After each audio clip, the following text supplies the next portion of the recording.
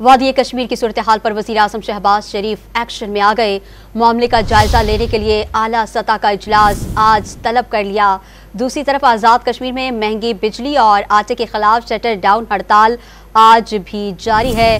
Action committee کی کال پر کاروباری مراکز بند اور ٹرانسپورٹ بند ہے۔ مزید تفصیلات اس رپورٹ میں۔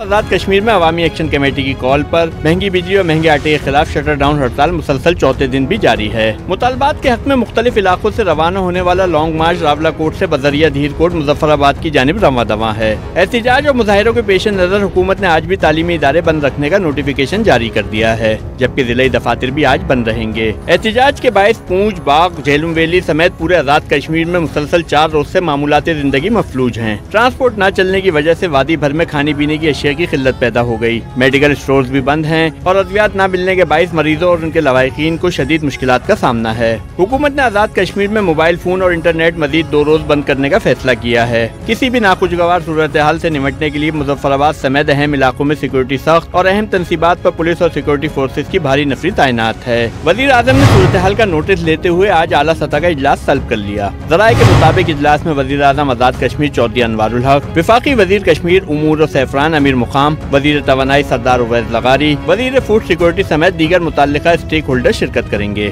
اجلاس میں آزاد کشمیر معاملے پر وزیر اعظم کو بریفنگ دی جائے گی۔